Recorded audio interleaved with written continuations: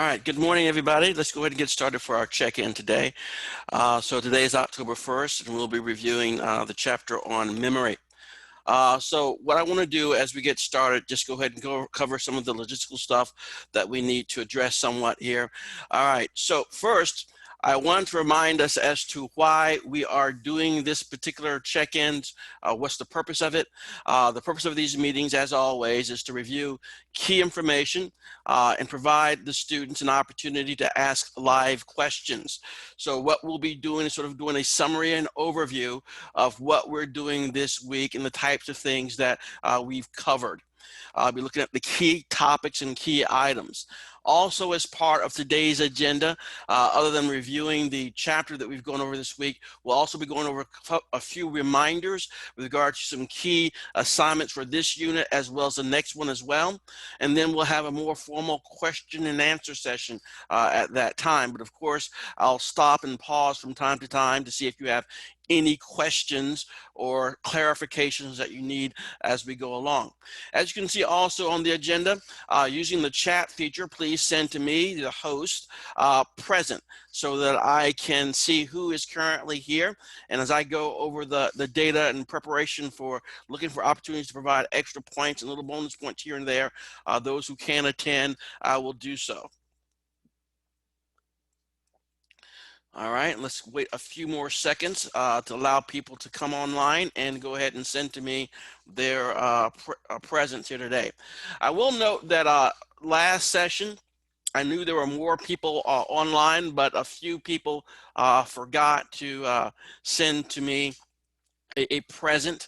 So I'll see if I can figure out a way to make it more obvious that this is what I want you to do as we go throughout the session.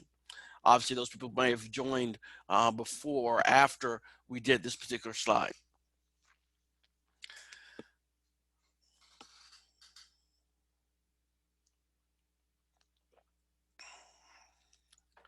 So hopefully everyone has had a good few weeks. We're now in the month of October. The weather started to turn a little bit, and it's very pleasant to see that happening. Okay, so let's go ahead and get started with a few things. As I've done several times before, I want to go over again the standard course flow. Every time we open up a new unit, and we'll be starting a new unit really soon here, we have certain activities and assignments we're supposed to do.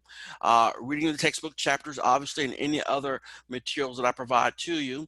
There'll be chapter quiz homeworks that you're able to work on and then finally submit when we're done with them. There are lecture notes that are provided to you that you can review and annotate and use as we go through this presentation as well. There are video lectures that I produce for you guys that you can review the content of the material. And of course, there's these discussion questions associated with those as well. And then there are from time to time videos, usually from Crash Course Psychology, that cover some of the same topics in a very entertaining, professional way as well. And then there are discussion forums that are standalone discussion forums, which are outlined already on your syllabus. And normally, as is the case, as we complete a unit, I'll either have a review session and or provide to you guys a study guide for some of the key topics and concepts that we'll be covering for that particular unit. And then we complete the unit test. All right. So let's go ahead and start. The topic today is memory. Okay, and so I've provided you guys a couple of video lectures already on this particular topic. I think there might have been 3. There's a lot of heady material in this particular chapter. So basically, we start off by asking what memory is. And we just finished a chapter on learning in which the memory was alluded to. And here we see the same thing. Memory will allude to the knowledge, the topic of learning. So the persistence of learning over time through the storage and retrieval of information and skills. That is what we mean by memory. Learning over time through the storage and retrieval of information and skills. So that gives us the basic idea of what we'll be talking about. How is it that we learn and store information and then retrieve that information for later use? Okay, so that sets up the stage. Now, when we talk about memory, we talk obviously about how it works. how it works. There are three things that memory focuses on, and that's going to be encoding, storage, and retrieval. And what we mean by encoding is the idea that we have to get the information into our brains in a way that it will allow it to be stored for later use. So very much like you are sitting in lecture today, you are watching your computer screens and whatnot, you're having to do something to get that information, to encode that information so that you can use it at a later time. So encoding is the first part of this memory process. Then we talk about storage. The information is held in a way that allows it to later be retrieved. So we must encode it, then store it in a way that we can get to it later. So after we encode it and then we store it, we then must retrieve it. And by retrieving, we mean reactivating and recalling the information, producing it in a form similar to the way it was when it was encoded initially. So encoding it is getting it ready so that it can be utilized and stored so it can be stored in such a way that it can later be retrieved for use. That is the very simple way in which we see memory works. And as we go through the lecture and the check-in today, we'll see ways in which it works in more detail and also ways in which it may fail from time to time when we have issues either encoding, storing, or retrieving that information, because we can't remember everything, obviously. And then we start off by looking at model of memory formation. And there are a variety of models out there, but the models are very similar in many ways. So the model of memory formation looks at what stages or types of memory are involved in this process of memory. We start off by looking at sensory memory. Okay, with sensory memory, we're looking at information that is immediate. It lasts a very brief time, and it's a recording of the sensory information, okay, before we're going to process it a little bit later. So sensory information, for example, you are going to be listening to someone, listening to a conversation you're having with someone. So you're listening to the partner of this conversation. Now, as you listen, the information, the sense memory is there, and it usually lasts a very brief time. Now, there's a couple of examples of how it works and how brief it is. You've been in conversations before where you're talking to somebody and you may have gotten distracted and they ask you, are you listening to me? Okay, and then you realize that you weren't actually listening to them at the time. But as you're saying to, maybe they should repeat what they said to you, then all of a sudden you know what it is that they've stated. Okay, that's because echoic memory, the memory is still there. It hasn't totally faded away. In about 3 to 4 seconds, that information is still available to you. And that's what happens in that particular scenario, that you heard the echo in a way. And then another type of sense memory is going to be the iconic memory. And if you are looking at some scene or something, then you close your eyes. As you close your eyes, you still see that scene, but it fades away really quickly. And so that scene that's still there, sort of present in your mind's eye, so to speak, is the sensory memory. It's very brief. It will fade away rapidly. So we do see evidence of our sensory memory all the time. So we sense things in the environment, okay, and the things that we will attend to, then we move that on to short-term or working memory, okay? And in short-term and working memory, it's very brief as well. It's longer than sensory memory, so it lasts considerably longer than sensory memory. But there are certain things that we need to do to our short-term memory in order to get it into long-term memory, and that's what we're trying to do. So short-term memory has a certain capacity to it. It's not it doesn't have it has great limits on it. For example, we can hold probably 7 plus or minus 2 bits of information. That's the capacity that we have.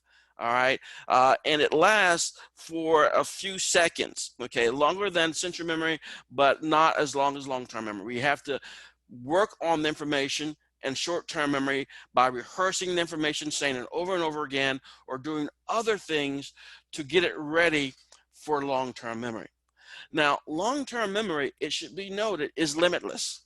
We don't have the ability to fill it up because, as we'll see, it's how our long-term memory works. It just becomes more elaborate over time.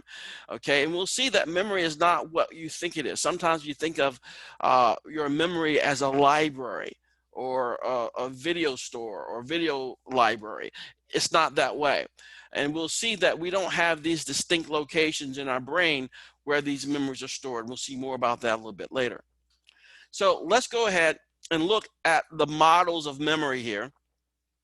And I just described to you the graph for this one here. So you can see that we have external events in the world, things that we can see or hear or touch. And then the stuff that we have by way of sensory input, that's brought into our sensory memory. Now, the very top of this graph, we see this thing called automatic processing. And I've just made sure to put a circle around that. And automatic processing, this is something that is part of us as well. We sometimes, without our awareness, will automatically process external events that we have the ability to sense, but it's done automatically without our conscious awareness. And it's shuttled to long-term memory. It bypasses the stages that I'm going to be going over in a second here. So things do happen that way. And again, we talked about this in a way in a previous chapter when we looked at consciousness and the two-track mind. Remember what consciousness and the two-track mind, the two-track is that we have this unconscious processing going on and then conscious processing. Well, this here is part of the unconscious processing, things that automatically happen. So after that, we see this sensory input is coming into us, and then it leads us to our sensory memory. And that's the stuff that fades rather quickly. You know, the echo for sound and the after image that sort of fades away rather quickly for vision. And so when we have this stuff in our sensory memory, we then can choose to pay attention to important or very novel information in our environment. So when we pay attention to those things in our sensory memory and we focus on them, then that allows it to get to our short-term memory or our working memory. So in this working memory, we can do things like rehearse it, saying a number over and over again. You know, if someone gives you an important number that you have to have later and you don't have anything to write it down with, you'll just keep repeating the number over and over again. And that is maintenance rehearsal. And that allows you to keep it alive longer in short-term memory so that it can be encoded into the next phase of memory, and that's going to be long-term memory storage. So when it comes to short-term / working memory, when you recall or retrieve that information from long-term memory storage, what you're doing really is bringing it back in to your short-term or working memory.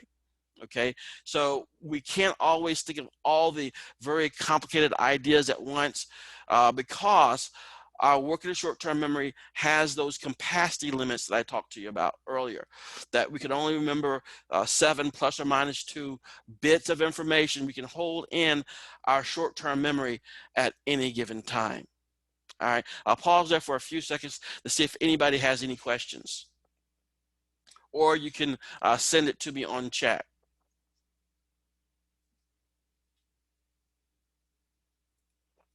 Okay, so what that does then is talks about a key model of memory that explains to us how it is that we get information from the external world into our long-term memory. Okay, so now let's talk a little bit about some other key ideas. First, we do have this notion of dual track processing, okay, when it comes to memory. So very much like we saw in consciousness in the two-track mind in a previous chapter, we see now there are 2 levels of things going on when it comes to our memories, all right? So we have explicit and implicit memories. Explicit memories are those memories that you know that you have. You can declare that I know this, I have knowledge of this thing, that I have memories of it. And so you can call that information, retrieve that information up. So that is what is meant by explicit memories. You know that you have this knowledge. I declare that I know this. Then we have implicit memories.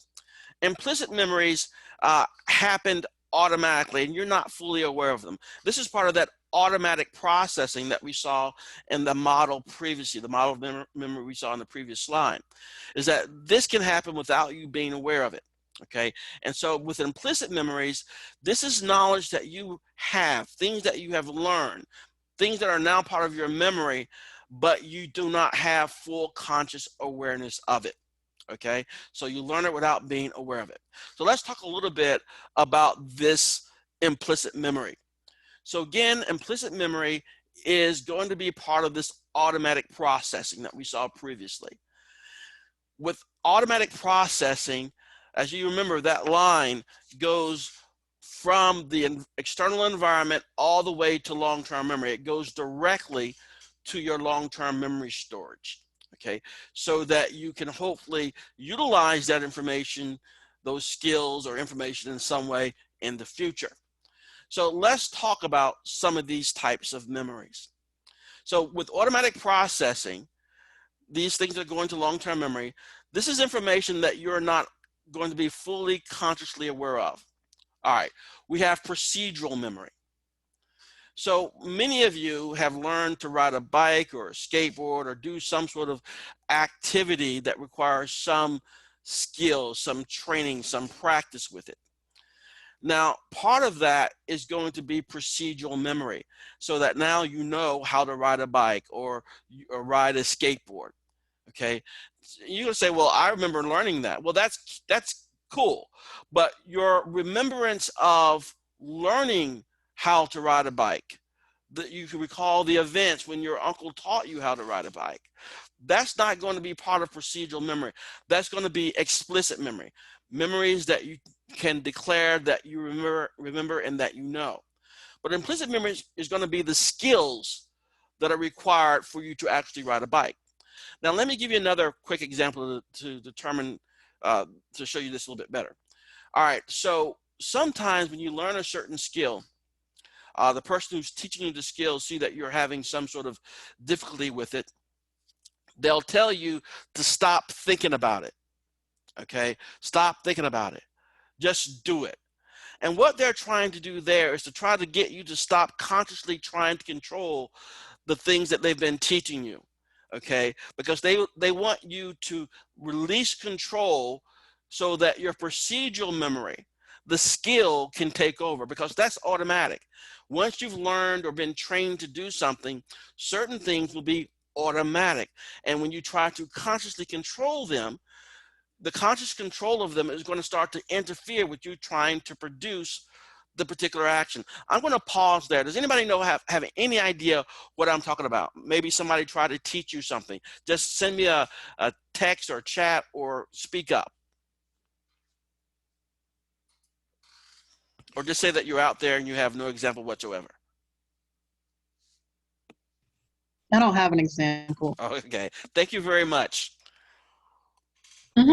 So one example that I have is years ago when I was learning to play golf. And a golf swing can be very, very complicated. And this is why I remember this quite clearly, is the person who was training me kept telling me to stop thinking about it. And once I stopped thinking about it, I was able to do the task much easier, because I let it automatically happen. And that's what procedural memory is. Okay, this is going to be part of your automatic processing that got into your directly into your long-term memory. Now, the other thing is this: conditioned associations. We saw conditioned associations in the previous chapter on learning. This is basically saying classical conditioning in a sense. So what this basically means is that part of automatic processing is that we can learn associations between a conditioned stimulus and an unconditioned stimulus. They become tied together in some way.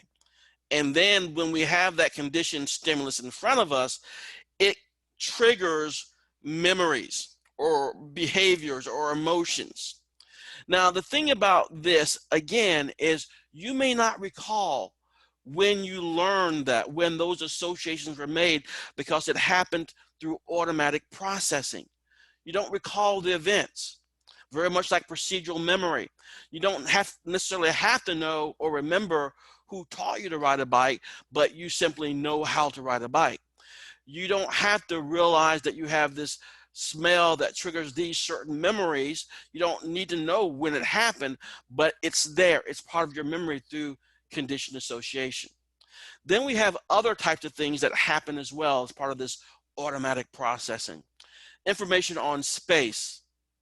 For example, if you are going through a house that you're planning on buying or renting or what have you, and you walk through the certain rooms, as soon as you go into one room and you've left the previous room, you can sort of know where things are in the room you just left, because that information was processed at some level. And so you can call it back. You can remember where the couch was, where the love chair was, where the coffee table was, okay? Because the information space was processed automatically. The same thing happens for information on time. You lost your keys. You don't know where your keys are. You got to go out to work this morning.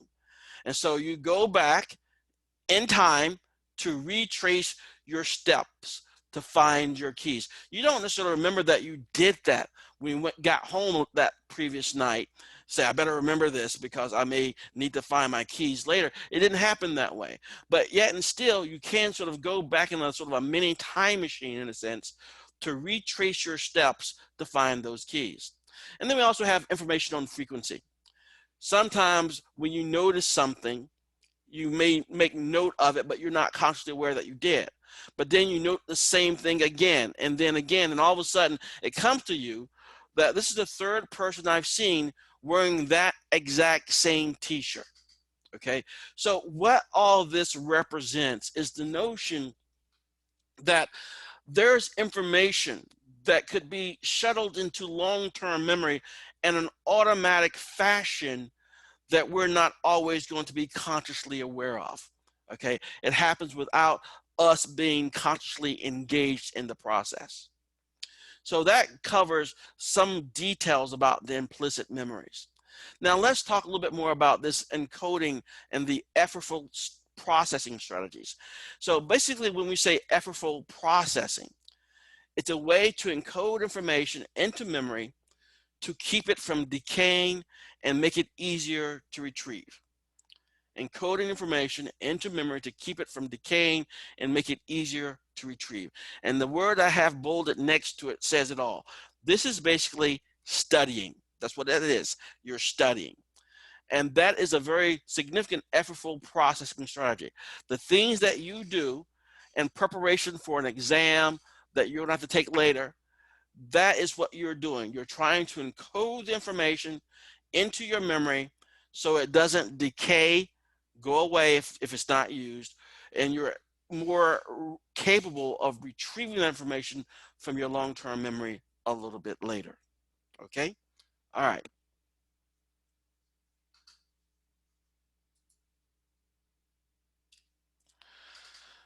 Now, there are a variety of effortful strategies in order to try to get this information encoded in such a way that you can have access to it later so that you can retrieve it from your memory and prevent it from getting decayed.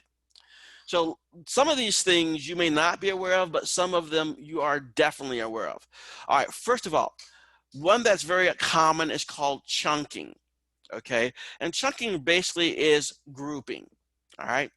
How do you say a remembered phone number? Okay, let me tell you how I say it. One that I remember for decades now.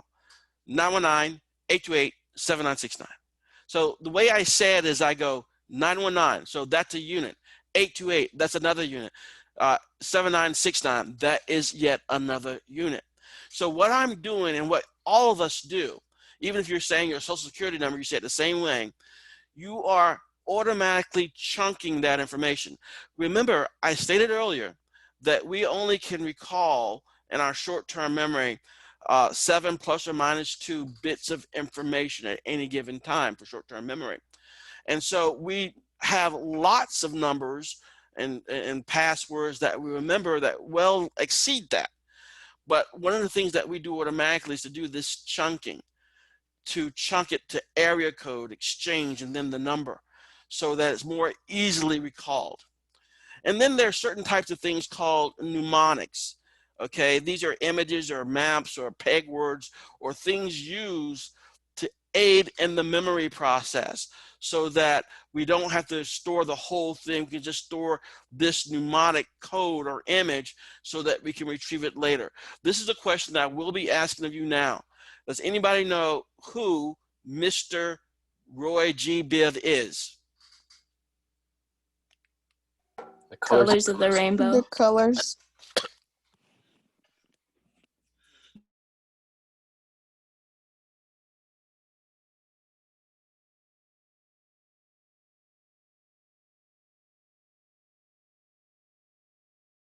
Thank you. I'm choking real quick here, so let me pause real quick.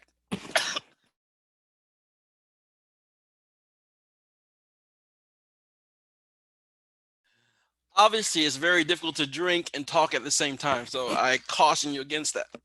But yes, Roy G. Biv are the colors of the rainbow. Red, orange, yellow, green, and so on. I'm going to pause one more time.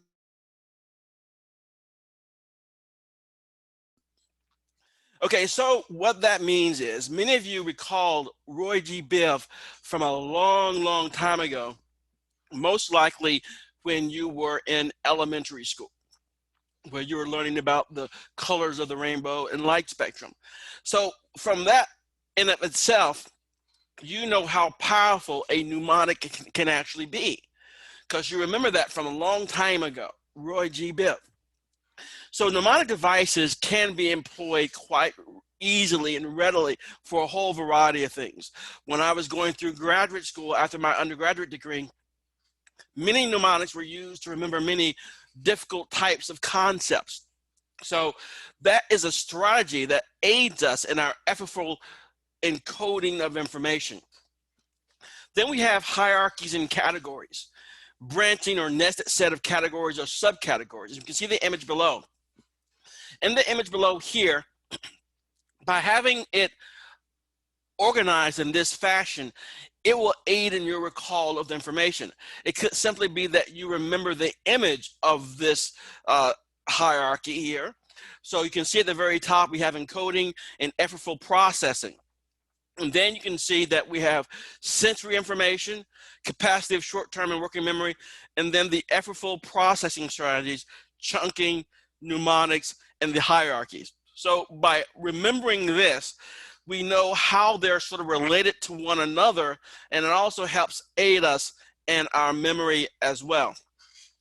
The other strategy that can be employed is simply rehearsal, okay? This could be part of the practice of going over materials and things of that nature as you prepare and study for a very important type of exam, for example. Now, there is mass versus distributed practice. Mass practice is something that people suggest you should not do, but the idea is that a lot of people do it. And with mass practice, what that basically is, you've heard of the term cramming before, cramming for an exam. That's what that is. I'm sure everyone listening to me have done it. I've done it before as well. So mass practice is cramming information all at once, and it's not very time effective. So you haven't been practicing all along the way. The exam is tomorrow. Then you cram, massed practice, okay? And that information may cause you to get successful, but it may not in the long run, okay? Because usually after mass practice, it's very rare after you've had a cramming session and you've gotten past that exam that you go back and test, restudy the material again. What that basically means is most likely that material is going to decay because you have not performed what is known as distributed practice. That's basically practicing by spacing it out over a period of time. Okay, you can do it for much shorter periods of time that way, but if you spread it out, distributed practice seems to work much better, as well as testing yourself too. So there's also something called the testing effect that it can occur as well. Some of you who study for tests, you may do this as well, where you not only space out your studying sessions or your practice sessions, but at the same time, you have designed it in such a way that you can test yourself. So that helps you to figure out ways to retrieve that information from your long-term memory. And it all really helps to make sure that you're getting that material very solidly into your long-term memory. The next idea that we want to talk about is going to be deep or semantic processing versus shallow processing. And shallow processing is basically just looking at the surface details, okay, how the word looks or something of that nature. But meaning is a deeper way to process information. I think I used this in the lecture that I gave for this particular chapter. There was this activity I used to do in my classes where I would pass out to the students a list of words, and there would be instructions as to what to do with the words. One group was told to count the number of vowels in the word and just write the number of vowels next to it. The other group was told to think of the word as being pleasant or unpleasant and put a U or P respectively there, whether they thought the word was unpleasant or pleasant. They would do that for like 20 some odd words. I'd take up the papers, do lecture, and then at the end of lecture, tell them to take out a piece of paper and write down as many of the words they could recall. And time after time, it always happened this way. The ones who were told to think of the word as pleasant or unpleasant, they always recalled more words than the group who just simply counted the number of vowels. The people who counted the vowels, they were just looking for descriptors of the words themselves. That was a sign of shallow processing. You really didn't think about it that hard. But deep semantic processing, or trying to understand the meaning to you personally as being pleasant or unpleasant, that's a deeper type of processing. Therefore, it was encoded much more deeply than the ones who encoded it at a very shallow level. So the same thing goes for when you're studying. If you study for meaning, as opposed to just getting the list of vocabulary words, but study for meaning, it will help you to recall that information a little bit later. And then finally, we have making information meaningful. A personal story that illustrates a concept is a wonderful way to do it. So when there is a concept that you're trying to make sure that you will learn and understand, think of a personal story or something from your personal life that tends to illustrate that particular concept. If you're able to do that, okay, that will make the information to you personally more meaningful. You will recall that for a longer period of time. So that will aid you in getting that information encoded in such a way that you will definitely have access to it a little bit later. That's the way that works. So those are some of the effortful strategies that are very useful as you're learning and studying material. And I can attest to the fact that they do work quite well. I've used all these techniques throughout my education to try to aid in making sure that certain information gets encoded well enough so that I can retrieve it when I need it. But one of the things too, which is always going to be very important too, if you don't use something from time to time, it will start to decay. It goes back to the old adage, use it or lose it. And that's a key thing to remember as well. All right. Are there any questions so far? Okay. All right. So this next few slides that we talk about are going to be focused on the idea of storage. So we've already talked about effortful strategies. Now we want to talk about how things are stored. So explicit memories, as you recall, explicit memories are those declarative memories, memories that you know, memories that you know that you know. All right. And oftentimes we can refer to these sometimes as sort of like things that we personally know that we've dealt with, sort of like the episodes of our life so that we can recall it. So explicit memory Retrieval and use for explicit memory is directed by the frontal lobes. Okay, so we talked about the brain previously. So this is the lobes in the front, like on the forehead. The frontal lobes are going to direct retrieval and use of explicit memory. Encoding and storage for explicit memories is going to be facilitated by the hippocampus. So the hippocampus is key to us being able to remember things. So the things and materials that you're studying right now, okay, the hippocampus over the next couple of days will go through the process of trying to consolidate these memories so that they can be stored in long-term memory. So over the next couple of days, okay, as you learn material and as you're sleeping, the hippocampus is working to consolidate this memory, all the stuff, and then shuttle it over to long-term memory so it can be stored appropriately. Now, that means this: the hippocampus is key to our being able to process and then retrieve explicit memories. Explicit memories are basically the memories of your life, the things that you have awareness of, all right? What that means, though, is this: if the hippocampus is damaged or you have no hippocampus, then you have no new explicit memory formation. What that means is that if your hippocampus is damaged, you will have no more personal explicit memories any longer.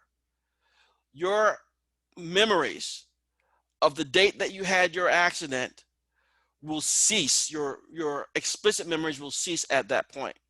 So you can live for decades further, but you'll have no new memory. So no new personal memory. So every day you wake up and you look into the mirror, you'll see somebody that you do not recognize. Let's say you had an accident when you were 27 years old, okay? And it's been 20 years since you've had that accident. So you get up in the morning, you go to the bathroom, you look in the mirror, you see someone who's 47 years old, not the 27-year-old that you expected to see. You have no memories of those things that happened. Your explicit memory of your personal information ceased at 27. So explicit memory, very much like our personal memory. The hippocampus, very key to that process of getting that memory in. So now let's look at implicit memories. I have a quick question. Sure, go for it. For sensory memory, we held that briefly, but is it like similar to short-term memory since it's been held briefly as well as short-term? No, short-term memory is like the next stage. So with sensory memory, it's just memory specially designed for your senses. Okay, your special sensory receptors that we talked about in the previous chapter. So the rods and cones send information. That's going to be part of the sensory memory. The hair cells for the sound waves, and it's going to be there for a brief period of time. In the lecture, I showed a little demonstration of that. For example, I already talked about echoic, so you can pick up the information, but the sensory memory is just going to say that you can show something on the screen really quickly, and it will still be there for like a 20th of a second or something like that, or a few seconds after, but then it will fade away. So the information is going to be slightly different. With short-term memory, I always usually think of it this way. For example, you have like a desk that you work on at home or in your dorm room, right? Yes. All right. What if you only had a desk the size of an 8.5 by 11 piece of paper? You couldn't do much on that desk, could you? No, I could not. Okay, so your working space would be very limited. And so really, in a way, what a short-term memory is, it sort of defines how much working space, how much desk space that we have to utilize. So we have to be very efficient about what we put there, because we can only do so much at any given time. So short-term memory is basically just that memory that gets just before getting stuff stored into our long-term memory. So as you're studying, doing work on your desk, you're doing it in such a way that it can be encoded into long-term memory so you can pull it out later. But even when you pull that memory out, so let's say you're you're taking a test, it's a math test, and now you have to do a very difficult computation. You go to your long-term memory and you pull it out, but you can only pull out enough of that long-term memory of stuff that can fit on your desk, on your short-term memory, your working memory. So working memory sort of defines the limits of what we can do and what we can focus on. That's why sometimes we have to break things up into parts so we can get stuff done. So sensory memory is just a different type of memory that specializes and focuses on the sensory input. Short-term memory is going to be stuff that we're preparing just to get into our long-term memory. That help? Yeah, that All helped. right, cool. All right, so when it comes to implicit memory, this is not memories that we're going to have full conscious awareness of. We may not be aware of it at all.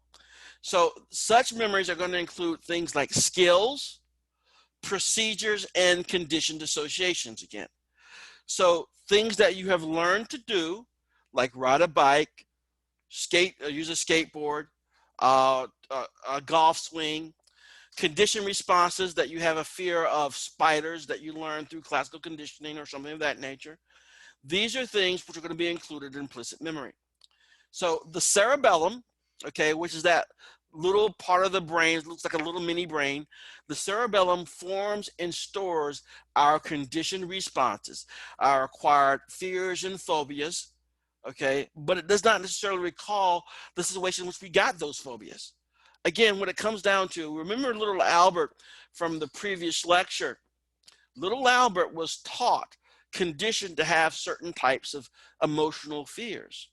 Okay, so after a while, he's not going to be able to recall any of the stuff that he was put through when he was younger, really young, a young person, but he will have those conditioned responses still. So the idea is that this is going to be stuff that's not going to be part of your explicit or conscious memory, but it's still going to have an impact on your life. So the cerebellum forms and stores our conditioned responses, and then the basal ganglia controls movement and forms as stores procedural memory and motor skills. So these skills, these abilities that you learn, okay, they're there, but they're stored differently than your personal explicit memories. Okay, so you may not be able to recall the actual learning event, okay, but the learning is still there. So what it comes down to, we'll talk about this in a second, but you've all seen movies and TV shows where someone has amnesia, right?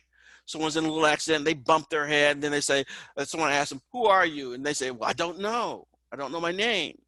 Now, normally what happens in that only impacts their explicit memory, their personal memories. But let's say the person is a skilled surgeon, okay? He doesn't know his name, doesn't know what school he went through, but he has acquired the skill of being a surgeon. Someone in front of him gets hurt really bad, and he's able to go ahead and perform surgery on the guy. He doesn't even know his name or what school, even if he went to a school to learn this type of stuff, because that type of memory is stored differently than your explicit memory. So implicit memory is memory for skills and procedures. You may not remember anything about how you learn all this type of stuff, but the skills are there because it's stored somewhat differently. Okay, so that's explicit and implicit memory. But there's this other thing too that we want to talk about called infantile amnesia.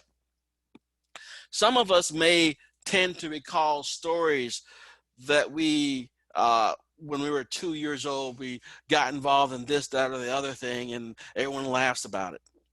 But more than likely, if you recall some story about yourself as a memory when you were 2 years old, most likely that is a false memory, okay, or an implanted memory. Why that is that you normally would not remember things prior to 3 years of age, okay? So infantile amnesia is implicit memory from infancy can be retained. So skills, things that you learn by way of skills or conditioned responses, you can retain that from when you were really, really young, okay? But explicit memories, our recall for episodes about our personal life, we can't recall that. That only goes back to around 3 years of age or older.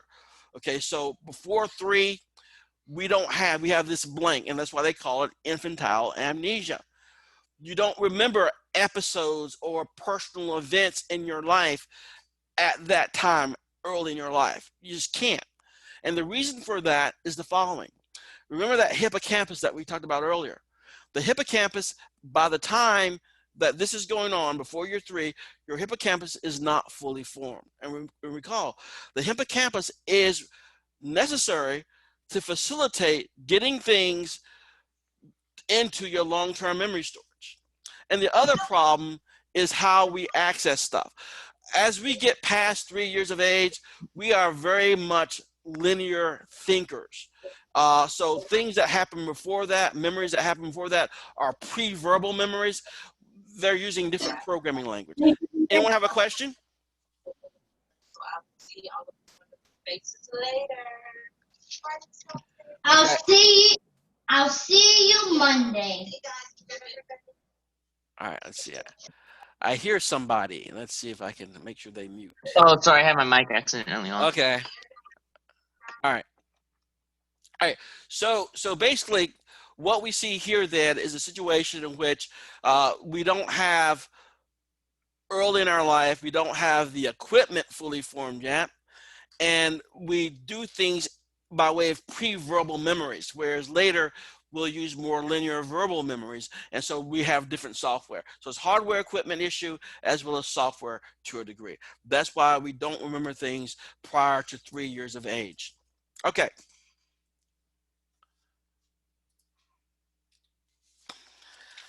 Now, the other aspect of things that we want to talk about when it comes to storage is this. Emotions have an influence on our memories. Okay, and why that is this.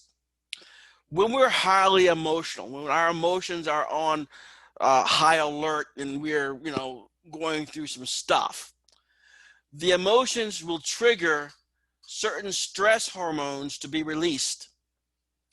These stress hormones will then excite the amygdala, will engage it so that it will entice memory forming activity and engage the frontal lobes and the basal ganglia.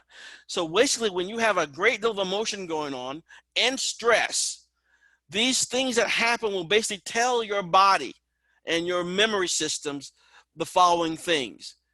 It'll say, these memories are important because they're being tagged now because of the stress hormones, the amygdala, and the memory forming activity, and the frontal lobes and basal ganglia all working together to make sure that you know that these memories that are being established now are being tagged with red alert, emergency. These things need to be recalled and memorized. So the result of these emotions, this heightened emotional state and these stress hormones being released, the result is going to be that the sensory details are going to be more vivid. So it will store things more and more sensory details. That's what's going to happen. Now, what that basically means is this. And sometimes they refer to this as flashbulb memories. These are emotionally intense events that become, quote, burned in as a very vivid seeming memory. Okay, vivid seeming memory. But it should be noted that it's not necessarily going to be accurate. So it's going to be very vivid, very clear, but it does not necessarily represent the truth. Okay, now getting back to the bullet point above it, this is also an issue that results as well for people who experience post-traumatic stress disorder. Their flashbacks are going to be very vivid. So someone who goes through some stuff that causes a very traumatic event in their life, what happens is that those memories are going to be tagged as being very, very important, very vivid, very clear. Not necessarily accurate, but they're going to be there. And so what happens is the flashbacks that these people may experience are going to bring back all those emotions and all those memories in very vivid detail. And of course, if it's a very traumatic experience, the person can feel that trauma again. And that's one of the reasons they can be very problematic for people who have these type of situations and conditions and symptoms. All right. So memory is there again for us to survive. Obviously, when we have heightened emotions, we could have heightened emotions as our ancestors did when they were being chased by a saber-toothed tiger. Okay, and those heightened emotions tell them, they hear a roar, and then the saber-toothed tiger jumps out of the bushes and comes running after them. If they're able to survive that saber-toothed tiger incident, they now realize the following thing: that becomes a memory burned in, so they're more likely to recall that information. Okay, they're also more likely to become conditioned, which will also aid them in avoiding loud, vicious roars like that in the future. So if they hear a roar like that, they're going to beat feet and run, because that is going to aid them in their survival. Okay, so that talks about how emotions can play a significant role in our memories as well. So let's review real quickly here the types of memory processing. Again, using a hierarchical guide here, as we can see, we have memory processing. We've talked about two forms of memory processing. On the left, we have the automatic processing. On the right, we have effortful processing. So let's look at the left one real quickly here, the automatic processing. This involves implicit memories. This is non-declarative information. We can't declare that we know this type of stuff. This happens without conscious recall. It's processed in the cerebellum and the basal ganglia.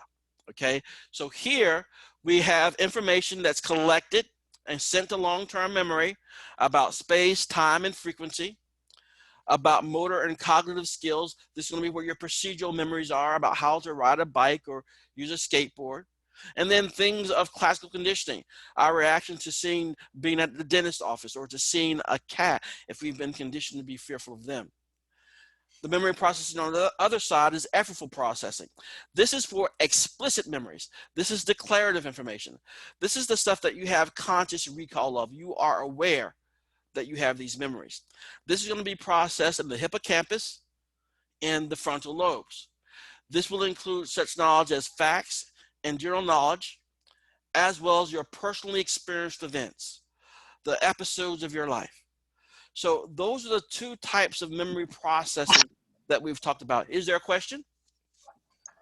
Does it count that, for example, you go to the doctor's office and suddenly out of nowhere you remember that every time you go there you have to get like a shot or needle? Well, what's happening is that's going to probably fall into the conditioned fears. For example, some people can't stand going to the dentist office. It could be maybe they had a bad experience, and so they have become conditioned. So the idea is that when you go to the dentist office, depending on what and how you were conditioned, you could have a reaction to the dentist office. You could have a reaction to the dentist themselves. I mean, let's be honest. You could see your dentist out at the local Walmart. You see your dentist, and then you feel anxiety and fear because that person has become a conditioned stimulus for you. All right. So that's the way that would normally happen. Anything else? No, that was it. All right, cool. All right. So now let's talk a little bit about retrieval. Now, memory is important to us. We learn something, and it's no use learning it if we can never access that information later. So memory is key to this whole thing. Now, it should be noted the following. Memory is not stored as a file that can be retrieved by searching alphabetically. It just doesn't work that way. We don't have a file cabinet in our head. Not really. What we do have is a memory is stored in a web of associations. The association can be of concepts, of contexts, or emotions. Here in this example that I grabbed for you guys is one about Santa Claus. And what this hopefully demonstrates here is the following. When you think of Santa Claus, you think about all the things that are associated with Santa Claus. okay? This becomes your web of associations. And this is what memory is. The same thing can be said for psychology class. Now, we've gone through a few chapters of psychology already. And so what this basically means is that you guys most likely have started to develop a web of association dealing with this class. Okay, you can probably use the chapters. Okay, so chapter 1, chapter 2, whatever the topic is, and then all the things associated with it. But also you guys are taking other classes. Some of you may take sociology class.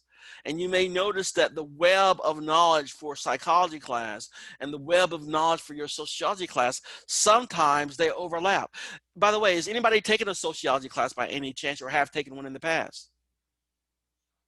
We took one back in the sophomore year of high school. I mean, last year. Okay, so you may have noticed from time to time some of the concepts that we discuss or will be discussing in the future will sometimes talk about certain things which you may have covered in sociology class. So what that may mean is that the webs of association may tend to overlap. So your webs can become more detailed and more associative to other types of similar classes as well. So what we're talking about here is that memory is stored by making connections of associations and concepts, context, and emotions. That's why they say memory, long-term memory, is limitless.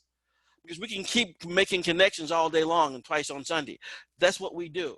Okay, and so it's not really taking up space, we're just making more elaborate connections. That's what it comes down to. All right, so that is how memory is stored in us, by these webs of associations of concepts, context, or emotions. Now, when it comes to retrieval, there's a few things. There's this idea or concept of priming. We talked about this, I think, previously in chapter 6 as well. Priming is when we triggers a thread of associations that bring us to a concept. So you know when sometimes when somebody mentions something you hadn't thought about in a while, and all of a sudden you're thinking about it, and then that causes you to think of something else, and that causes you to think of another thing. That is basically showing your associations, the things that you have tied in your web of associations of concepts and knowledge to that thing that triggered it. Now, priming is a way in which you can sort of be led to think of a certain type of thing. It has been referred to as invisible memory because it can be done and affect us unconsciously. So what priming does, it triggers a thread of associations that bring us to a certain concept. I think in the lecture notes, there's this example of if they show you a dog and then later they ask you what you think of when you hear the term bark, you're more likely to think dog as opposed to tree bark. I can prime you on that.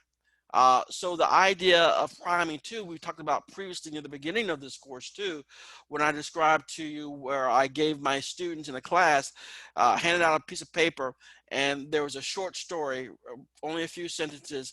One was about a nursing home and one was about pest control. And then I showed them this image that can appear to be an old man or a mouse. And by me giving them that story on either the nursing home or pest control, I was able to prime them, make it more likely that they'll make an association that I wanted them to make when I showed them this ambiguous drawing that could be either a man, old man, or a mouse. So I primed them that way. So we may have biases and associations stored in memory that also influence our choices. Now, I posted this on Canvas just before I started this particular session. There's a video from a movie, a Will Smith movie called Focus.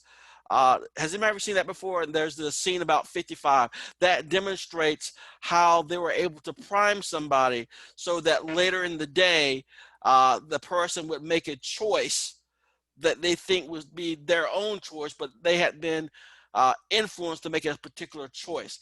So we won't see that here, but please, if you get a chance, just click on the one that says priming scene and you'll see a little bit of that.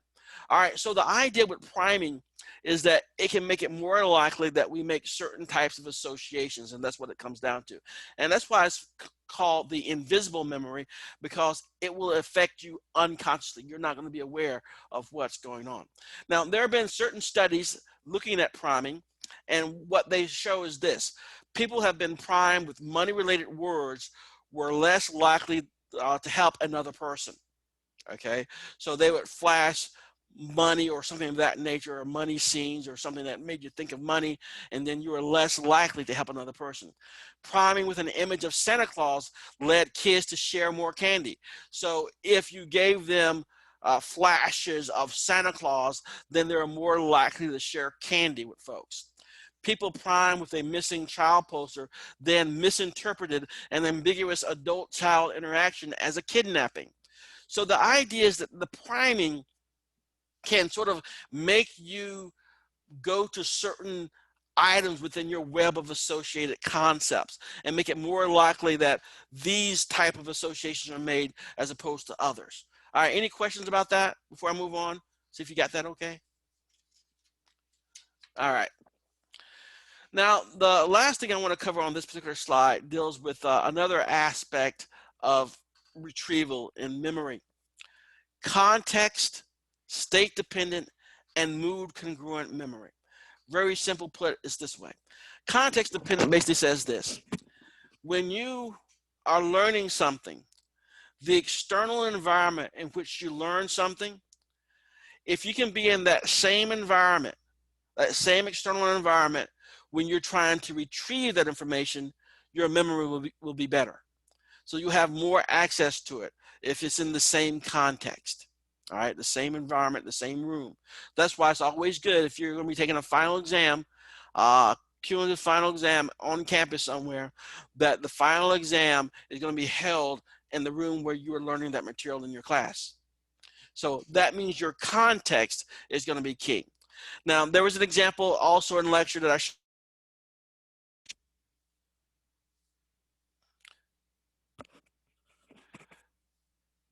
can you guys, I'm getting information that my sound may have gone off. Can you hear me okay? Yes, sir. We All can right, hear good. you. All right, good. So the example that I gave you in the text, in the example, is going to be people who learned a list of words either on land or in water. So they would learn a list of words either underwater or on land. And the list of words were better recalled if the context was the same in which they learned the words. So if you learn the words on land, if you recall the words on land, then your memory was better. If you learned the words underwater and you recalled them underwater, it was better. But if you flipped it, learned them on land, but then recalled them on water, recall was not that great. All right. Then we have state-dependent memory. This is going to be somewhat similar to context dependent, only that it's talking about something internal to you, something physiological. Whatever state that you're in now can serve as a cue to help you retrieve information. So what this basically means is, this is a bad example, but I use it as a really hardcore example for you guys to recall it. If you have somebody who was on some sort of medicine where they went into a lecture one day and they were a little bit loopy and they learned key concepts at that time, if they were to recall the information from that day's lecture better, they would have to be loopy again. Does that make sense? They have to be in the same physiological state they were in when they learned the material. That is what we refer to as state-dependent memory. That the state brings back and serves as a retrieval cue for the material that you learned at that time. In a similar fashion, we have mood congruent memory as well. This refers to the tendency to selectively recall details that are consistent with one's current mood. So what that basically means is this: if you have somebody who's angry or upset and then they're recalling something, they'll be more likely to recall the details about that something that are going to be consistent with their really bad mood. Okay, so the idea here is that your retrieval is going to be based on a variety of things. Priming plays a role, as well as the context, the external environment in which you're in, as does the state that you're in physiologically, and then the emotional state you're into, your mood congruent memories. So all these things play to the fact that our ability to retrieve information does have some limits on it and some things that may make it better or more likely. All right, so let's move on to the next topic then. So what we've done so far, we've talked about encoding, we've talked about storage, and we've talked about retrieval. Now let's talk about forgetting. Not forgetting versus forgetting. If you cannot forget, if it was impossible for you to forget things, meaning that everything that has ever happened to you in your entire life, you remember it clearly. If you cannot forget, memories become intrusive, interfere with current stimuli. So if you have been to a class 5,000 times in your life, in your history, you know how many times you've been in the classrooms. You walk into the classroom. Every time that you've been into a classroom or even that classroom, you still remember it in great detail. You can see how that could interfere with you walking into that classroom at that very moment, because all those memories, all those very clear memories of you going to that classroom and other classrooms similar to it are still easily available to you. In a way that almost sounds like a curse, because you can't forget anything. So sometimes we are fortunate enough that when we may have gotten into a fight with a friend or a significant other, we forgot all about it and we don't remember it. Okay, but individuals who have this particular issue where they can't forget things, that can be problematic for them. It's just as clear in their mind something that happened 10 years ago as if it happened that morning. All right. So in a way, as someone quoted in this particular chapter, forgetfulness is a form of freedom, that we can put things behind us. Those individuals who do not have the ability to forget, they're going to be sort of trapped in a sense in the past as well. All right. So when it comes to forgetting, forgetting is something that happens, okay, and we're going to talk about some of the aspects of forgetting in a second here. But so normally we can retrieve information from our long-term memory, but sometimes things can happen that can prevent it from occurring. All right, so here we have forgetting. If the hippocampus is removed, as I was alluding to earlier, then you have no new long-term memory, explicit or declarative memories. You can no longer have information, memories established about your personal life. Okay, so your life, your memories of your life ended when you had that hippocampus removed. This can be referred to as anterograde amnesia. So your personal information, your inability to form new long-term declarative explicit memories is gone, but your automatic processing is still there. So you still can learn new skills in procedural memory. You still can have learn conditioned responses. You can't remember where these experiences were created and you had these implicit memories established in you, but you have the implicit memories because they operate on a totally different level. The other type of amnesia that you're probably more familiar with is retrograde amnesia. And this refers to the inability to retrieve memory of the past. And so normally, but most movies and soap operas, I used to watch soap operas years ago, this is what you normally see is retrograde amnesia, when somebody bumps their head on something and then someone asks them, who are you? You say, I don't know who I am. All right. That's retrograde amnesia. And it refers to an inability to retrieve memory of the past. So basically, what it comes down to is retrograde amnesia. Your old memories of your life are inaccessible. With anterograde amnesia, after the trauma, there are no new memories are going to be formed. One movie that comes to mind, I think, is 50 First Dates, if anybody's ever seen that. It's getting kind of an old movie now, but in 51st Dates, there was an individual there called, I think it was 10 Second Tom. He had some sort of damage to his hippocampus, I believe, had issues with his long-term memory. So basically, as soon as his short-term, he would be introduced to somebody, as soon as his short-term memory had been expended, he would forget everything, and he could never send anything to long-term memory because of the physical damage to his brain. So he would have to be reintroduced to the same person within the same scenario. So the notion here is that these are two types of amnesia, retrograde and anterograde amnesia, but they're having different impacts on people. All right, now looking at the forgetting summary real quickly here. Forgetting summary. Forgetting can occur at any memory stage, okay? As we process information, we filter, alter, or lose much of it, as we can see here. At sensory memory, we only register things in a great detail briefly, and those few items that we do notice, we send them to short-term memory, and then we lose more information as we send things to long-term memory. And then we lose some information when we retrieve it from long-term memory.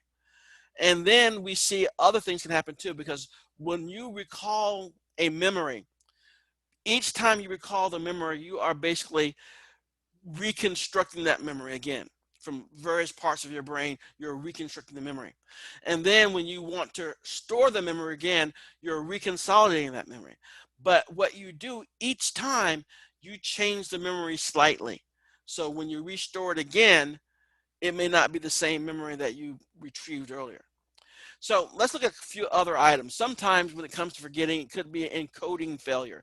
You didn't pay attention or rehearse the information to start off with. So you never knew it, or you didn't rehearse it to send it into long-term memory. That could be an issue. Then there's storage decay.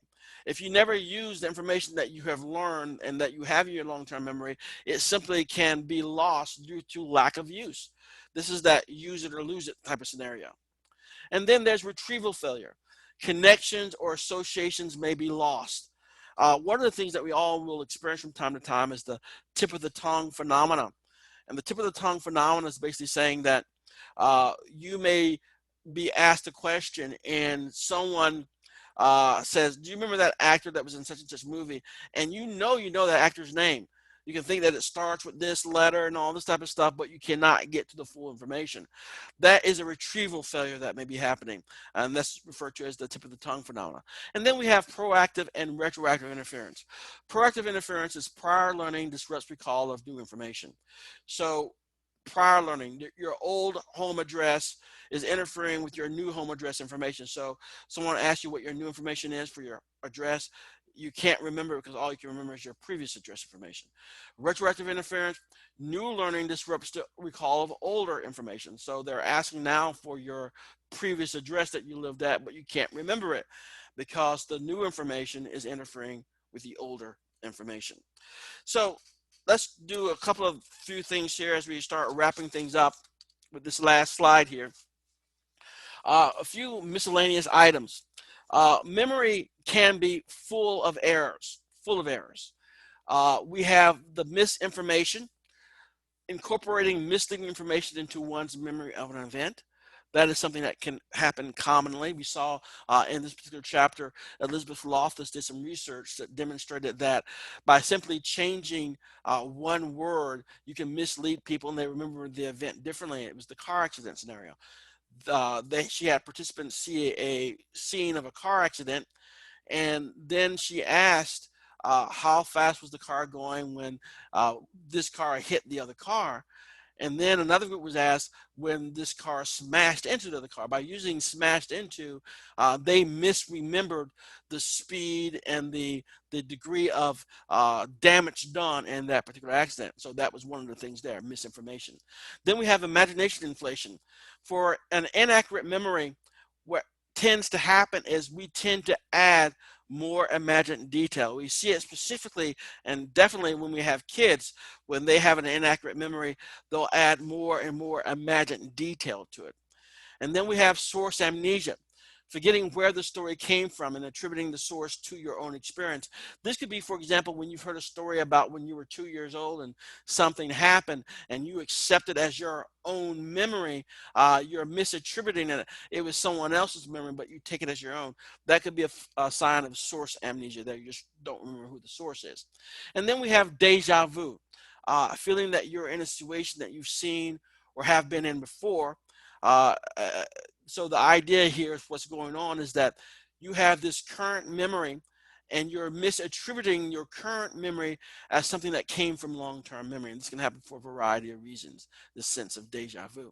And then we have implanted memories. And you can see this below, where we tend to alter our memories to fit our current views.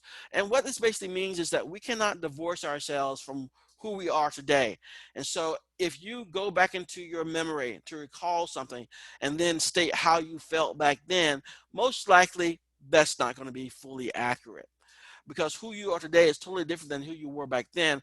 Therefore, your current views may have a great deal of impact on how you are viewing those memories. So when it comes to implanted memories, by trying to help someone recall a memory, you may actually help to implant a memory. And this was done for many years when there was a lot of recovered memory syndromes going on, that people were unfortunately and accidentally having false memories implanted into them. And you can't tell how real a memory is by how real it feels. One thing about implanted memories or false memories is that they feel so real. And to that person, it's a real memory, even though it may not be an actual accurate memory as to what really happened. So it always feels real to the person who has it.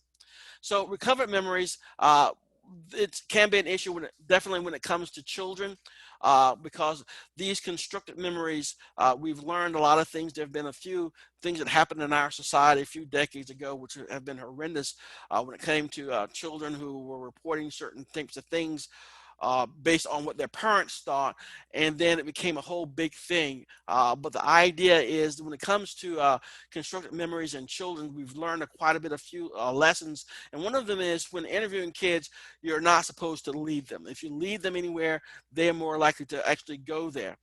Be neutral and non-suggestive when you're questioning children, because you can lead them too readily to implant memories in their heads. So they are prone to be implanted memories in children because their frontal lobes are still underdeveloped, as we've seen earlier. So when it comes to recovered memories, here are a few things that we know about them. Significant memories, things that are powerful memories, are more likely to be burned in than forgotten. Okay, if something was significant for you and was a major emotional event, you're more likely to recall it. It becomes more of a flashbulb memory, a burned in memory, even to the point of being PTSD. That's what normally happens. Forgotten memories of minor events may spontaneously reappear. Okay, but it's usually going to be memories of these minor events occurring. And searching for memories are more likely to create detailed memories that do feel real. But there's lots of things. What it comes down to really, anytime we're dealing with memory, we need to realize that memory is very malleable and can be changed quite often. All right, so those are the key things that I want to make sure that we covered today about memory. A few things I want to touch base on before I open it up to some general questions. A few reminders. We're going to be closing out Unit 3. Your exam is there now along with the study guide for you as well. It will be open until, as normal, next week, Monday, I believe, 11:59 p.m. I think is the day. Exam 3, which covers Chapter 6 on sensation and perception, Chapter 7 on learning, and Chapter 8, which we covered today, on memory. In the next unit, you'll see that available to you real soon. That's going to be focusing on a variety of topics. It's going to be motivation and social psychology, I believe. And also during that particular unit, your psychology news current event paper will be due. I'll probably have a little session a little bit later to go over some of the key ideas about that paper and see if anybody has any questions about that at that time as well. All right, so that's where we are now. So let's see and open it up to see if you have any questions or comments about anything. So anyone, any questions or comments before we wrap things up?